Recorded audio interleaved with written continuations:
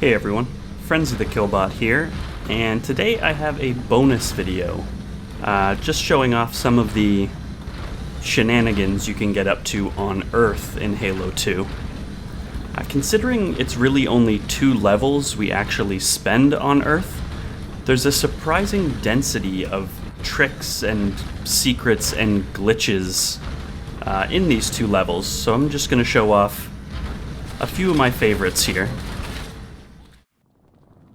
So first off, we're going to start from when the first time we set foot on Earth, right at the start of Outskirts. So before we even get to the courtyard through there, we get the opportunity to get up on the rooftops. We talked quite a bit in our commentary about sort of jumping around the rooftops and bypassing certain areas. Before we get too far into that, over here is where we find the Blind Skull, which we also mentioned in the commentary. It's very easy to find.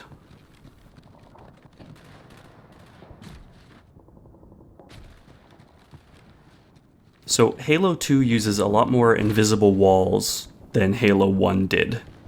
But that being said, they're not really all that hard to bypass. I have to think that that's intentional on Bungie's part, because you'll see over here, there's a pretty conveniently placed block to jump on as well.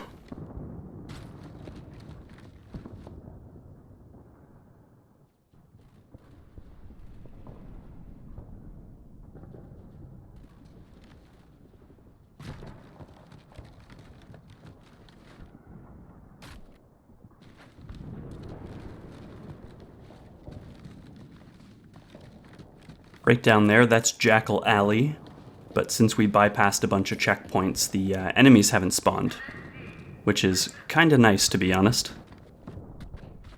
And then over here, there's the Hotel Zanzibar. You can keep going along these rooftops to the top of the hotel and then drop down. The tunnel through the hotel is actually a loading zone, so you can't get further in the level over these rooftops. Over here, there's another example of why I'm pretty sure Bungie did this on purpose and wanted you to explore the rooftops. There is a sniper rifle and a whole lot of ammo for it hidden up here.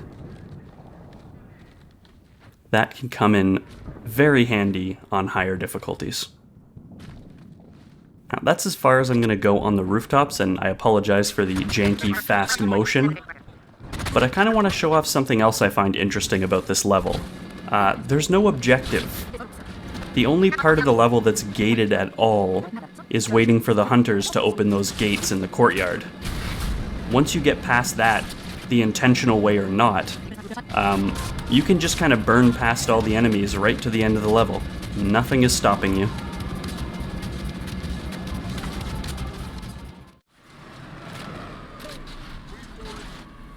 Anyway, moving on here, we are at the start of Metropolis. We're screwing around with this Banshee here. So I'm doing this from memory, like 15-year-old memory. But there is a trick you can do where you coax the Banshee all the way up here, and then you have to hijack it across the loading zone in this little tube. Now, the way I remember it is if you don't hijack it in just the right place in the loading zone, it gets destroyed. But that might be wrong. Again, 15-year-old memory. But having a Banshee in this part is really, really, really helpful for exploration. You can get basically anywhere in the whole level if you can fly. Of course, it's also very possible to bypass checkpoints here and screw up with the enemy spawning. I'm gonna go ahead and fix that. But there is one specific thing that I actually wanted the Banshee to go see. And actually, it's almost required to find this particular secret. Up there, those sky bridges are not phantom geometry. They are fully detailed, physical places that you can get to and walk on. And if you do, there is a very, very conspicuously placed weapon all the way up here.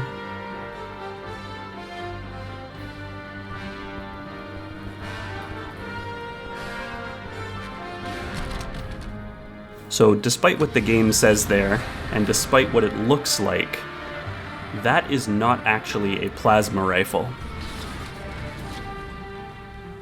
This gun is what's known as the Scarab gun, and it's called that because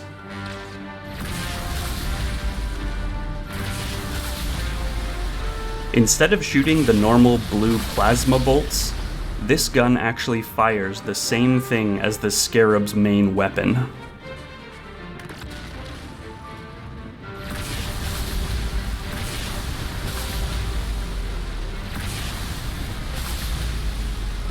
And it is just as devastating against them as it is when it gets used against us.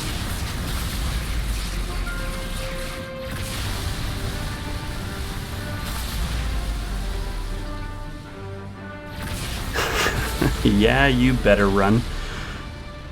Okay. There is one other thing I want to show off with the Scarab gun here. It's just going to take a minute.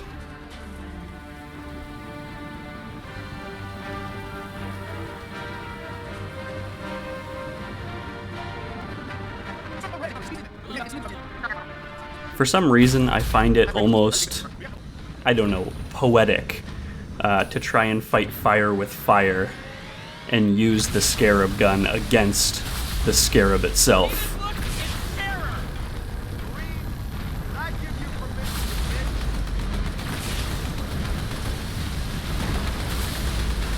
Of course, it doesn't actually do anything. The Scarab cannot be destroyed, just like the Phantom. But it's another good opportunity to show something I wasn't able to show in the main playthrough. You actually do need to worry about the Scarab stepping on you in this game. Anyway, let's do something a little different here. These two pelicans that we saw coming in. One of them is carrying the tank we just saw get destroyed by the Scarab. Right there. But this second one is carrying a handful of Marines. And while it's dropping them off, it's possible to jump in the Pelican. And the Marines jump back in with us for some reason. Just like the couple secrets in Halo 1 where you fly the Pelican, it is just kind of neat to sit and take in the view as we fly around. We're flying over the little boss arena here with the Scarab.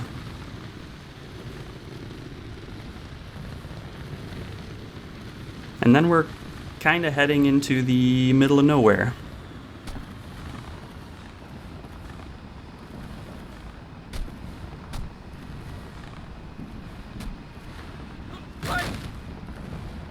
And we crash.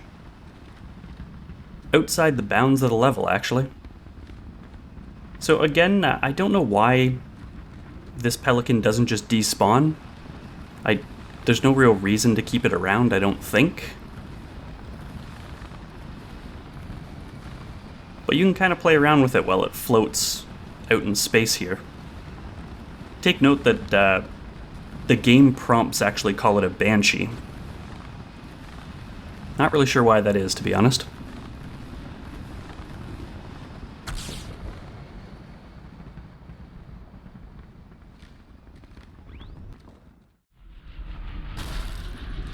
Alright, for this next one, I recruited the help of Cletus here in the Wraith. This particular method of exploration does take a few tries to get right.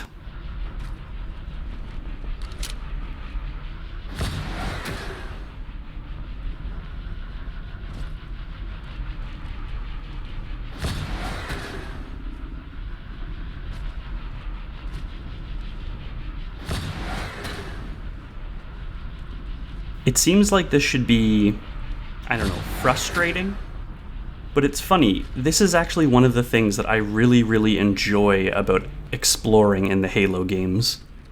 Just finding out what kind of methods you can use to get to places you probably weren't intended to get to. finding out which objects are actually that you're capable of standing on and using to make a jump to the next place. I don't know. It's just very rewarding when you finally get it right.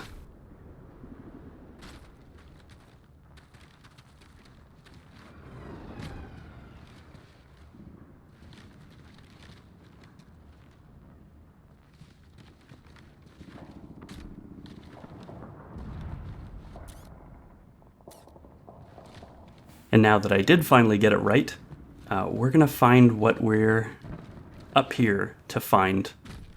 Over here in this bombed out building, there is a thing. A giant soccer ball. Yeah, Bungie hid this giant soccer ball in the game. Not really sure why exactly, other than for fun. But it's got its own custom texture here. It bounces. And that's the other reason I wanted to have Cletus along for this part. It's a lot more fun to play with someone else.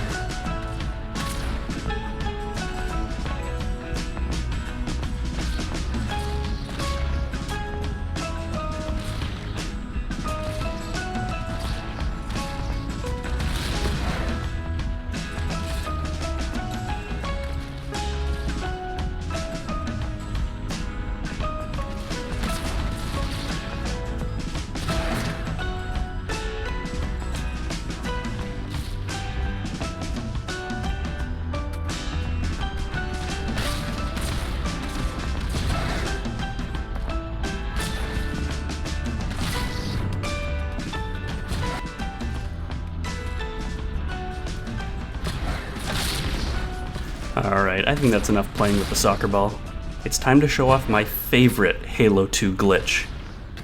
When we were jumping around on the rooftops in Outskirts, I kinda skipped over this, but right here, where we're staring down the street at Hotel Zanzibar, right below us here, this is actually the far side of Jackal Alley, where a lot of those jackals hang out.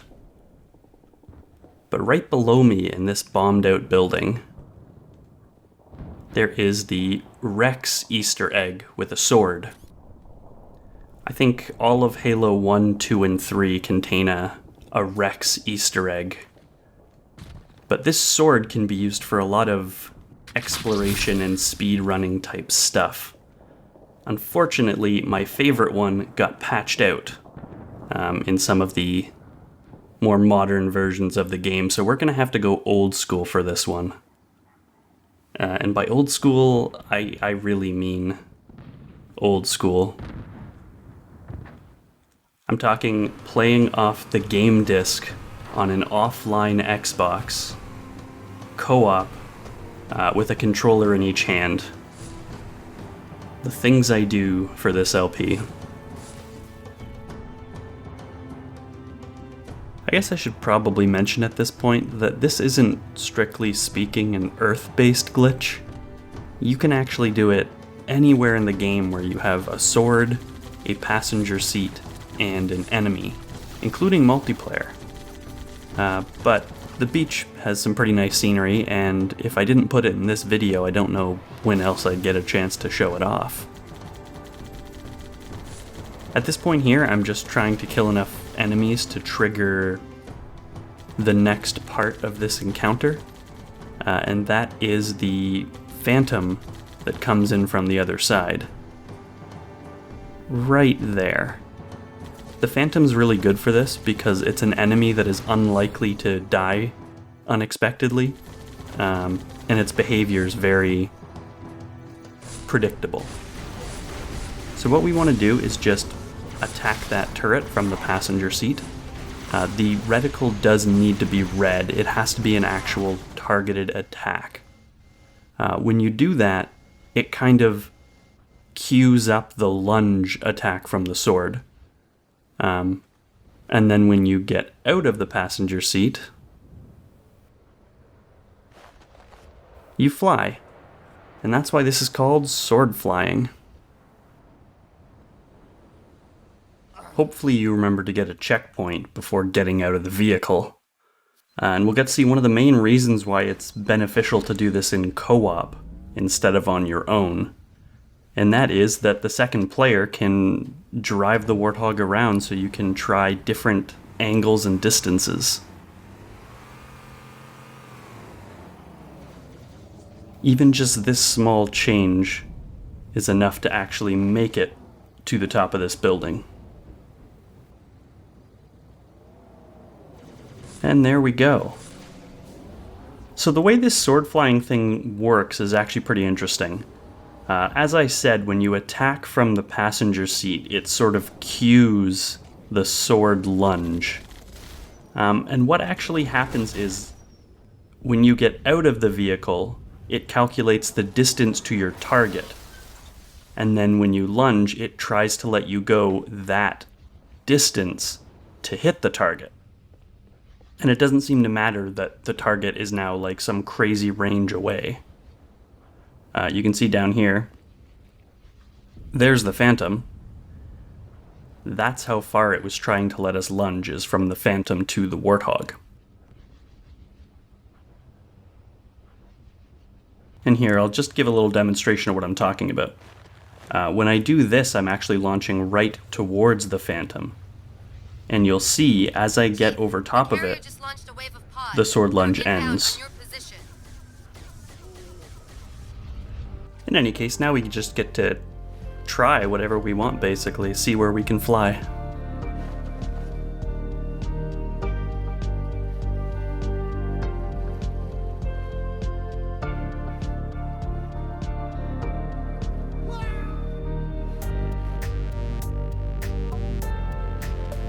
The one thing I'll say here is that you don't really have control from the time you get out of the Warthog until the lunge ends.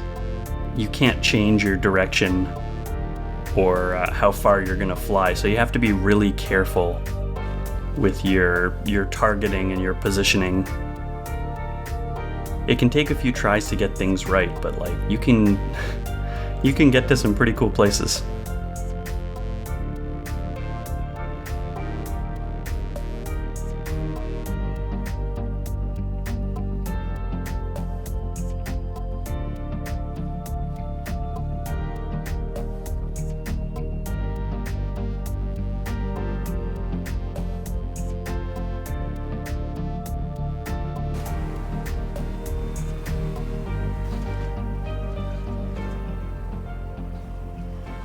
Alright, and this is going to be the last one. I'm just trying to lunge as straight up as possible here. This is not all of the Easter eggs and secrets and glitches that you can do in these levels. There's a lot more exploring you can do, there's a lot more stuff to find. This was just a small collection of my favorites. In any case, I guess we're going to call it there, so thanks a lot for watching. See you guys next time.